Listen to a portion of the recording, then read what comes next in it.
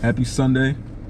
So here's an update. So pretty much I was planning on doing some few things with my truck today. I was planning on putting on my 8-inch axle dump on my exhaust tip, but come to find out, going to the store, I had to run to Target. So come to find out, when I got to Target, I realized I'm pressing on my brakes and my brakes is like going all the way down to the floor. So I'm like, something strange. So when I made that deep turn, due to the fact that since I got my tire switch off and put on like my stock tire back on, they've been rubbing, which is kind of weird because they've been rubbing. So come to find out, I thought that wasn't going to be an issue. Come to find out, that's the reason why in my last, I say two uploads I had like the one of the wires next to the brake line cut off and stuff like that. I forgot the name of it, but some of you guys might know what it is. Cut off. Come to find out, that's from that reason. Now that same tire that the wire cut off on the driver's side,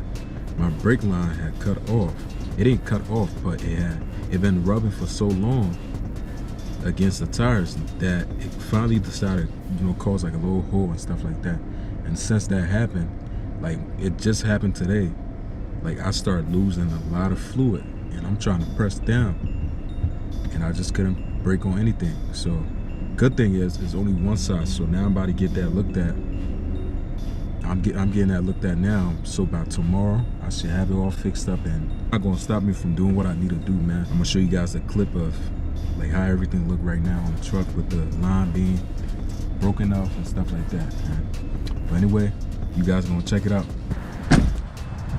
Got a huge issue, man. I was just driving just now, pull up to the store, realized like my brake was just so, I had to press my brake down. Come to find out, when I had parked up, like I got fluids everywhere. Like I got fluids all leaking all, like all up on the car and stuff. So come to find out, like the reason why my brake line popped off was because, I'm gonna try to give you guys a look. It's like right there.